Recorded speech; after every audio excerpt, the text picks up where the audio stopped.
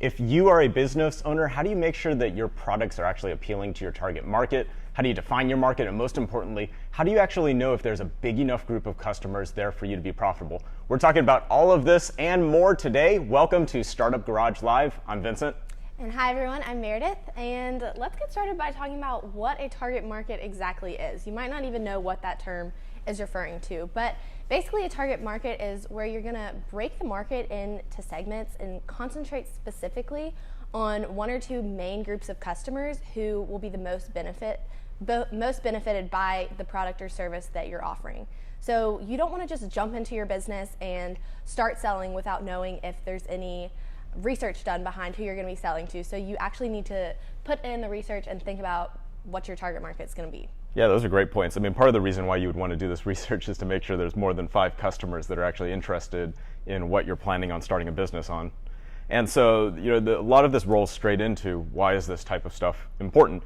So Meredith already mentioned one of them. You want to find out if there's enough potential customers here to actually be able to do this business. But what else do you think, Meredith?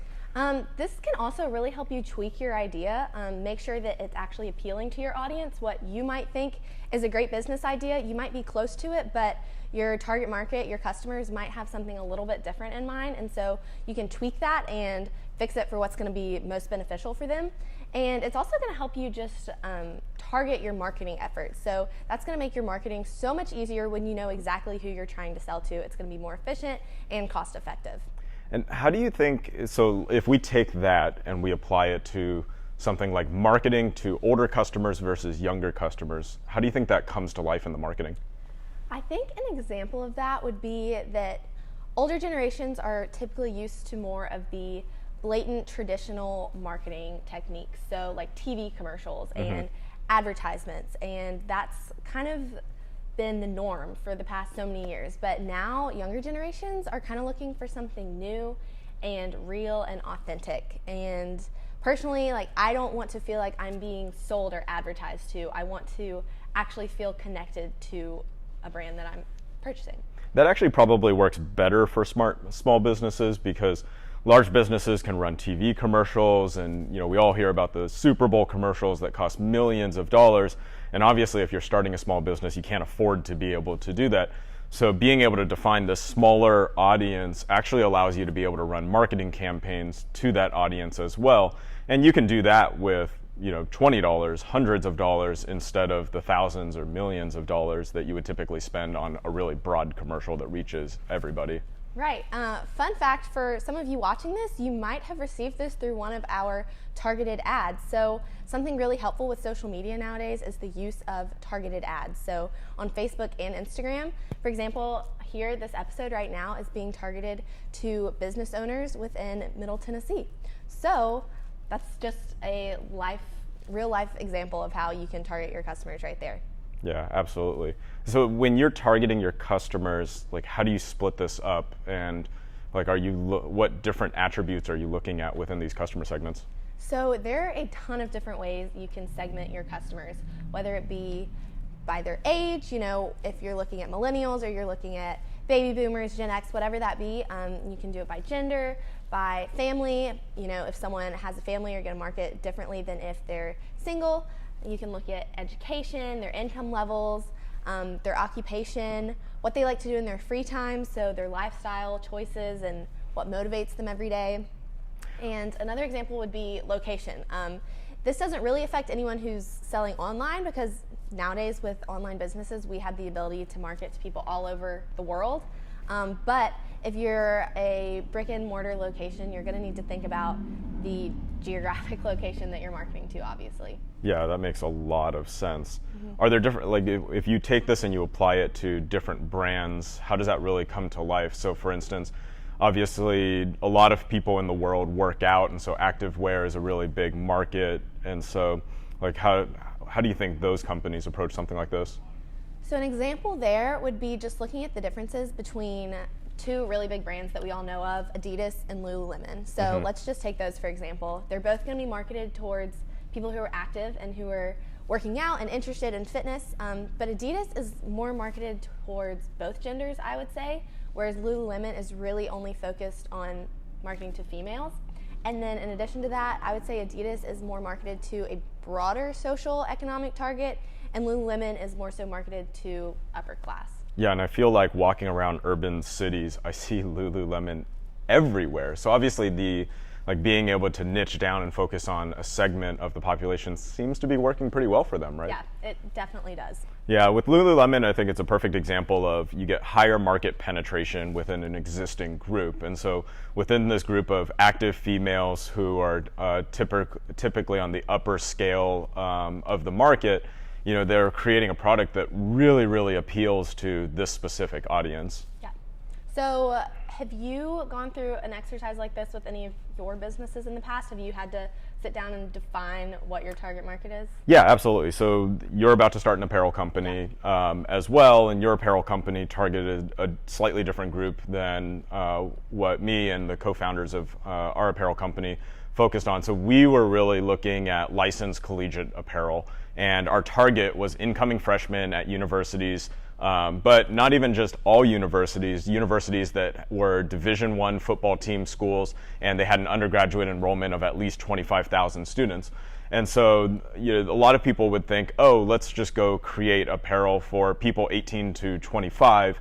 But within that, there's millions of people. And so we actually targeted down to a group of 25,000 people to begin with, because then it became easier to market to that smaller group. And also we could start measuring market penetration within that group. And so through this journey, some of the things that we were measuring is that we wanted every single person to be able to obviously wear our t-shirts. But we did get to the point where 1 out of every 5 of students at some of these schools were buying our apparel. Now, Dress by Grace is the company that you're about to launch early next year. How are you thinking about approaching this? Yeah, so I've kind of gone through some of the same exercises there. Mine might not necessarily be as specific as yours is, but I am marketing towards females. I'm selling women's clothing, and so that's one differentiation point right there. Also, the age group I'm looking at is going to be from about 15 up to 30s. Could go higher though, so I'm kind of looking at girls who are in high school, up to girls in college, up to young adults. And I'm really looking more so at a southern market here, just because I'm from the South. I have a pretty southern style, and that's kind of the look I'm going to be going for with my business. Yeah, that sounds great. So you have a lot of information. You have some thoughts already on who your target market is for this business that you're about to launch. How are you finding this information? There's a ton of different ways to do research out there. One of the best tools that I've used is Google, actually, and as we said earlier, we are broadcasting here from Google Fiber in Nashville. So shout out to Google. I love Google, love their services that they offer, and something that I have found really helpful is the use of Google Trends, which is a free website. If you've never heard of it, you definitely need to check it out. It's so helpful, and what you can do is type in specific phrases or terms that you're looking for, and you can see the search results for those terms over time and by location. So it'll let you know if so many people are searching for clothing boutiques a year ago versus how many people are searching for those now, and so you can see the trends there. That's awesome. And you were talking about location earlier. One of the things that I love about Google Trends is that you're not only able to take a look at these trends on a global market, but you can also narrow down to specific locations by city, by state, by country as well, to be able to find out are customers in that specific region interested in this type of trend.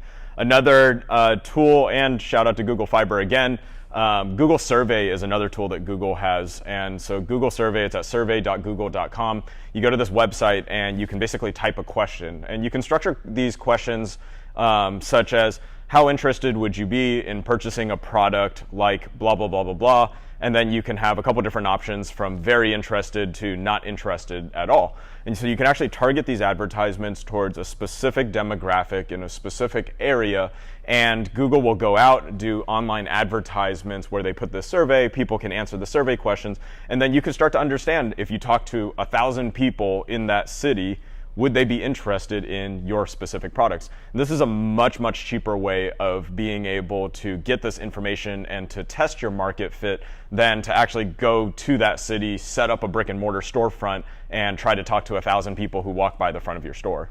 Right. I had actually never heard of Google Survey before, so that's a really awesome thing that I definitely am going to have to look more into. But what I've done a lot of, rather than surveys, is just using social media. And social media is fun and we all love it, but you can actually use it to do so much research and find some really useful information for your business. So something that I've been doing is on my YouTube channel, I have talked about my business idea before and gotten people's feedback. And first of all, I've been able to get some great recommendations for my business, which is helpful because everyone has an opinion and wants to share advice with you. And I've also just been able to see if people are actually interested in the business idea that I have. So from this, I've been able to really test the idea and see if it's a fit for my customers.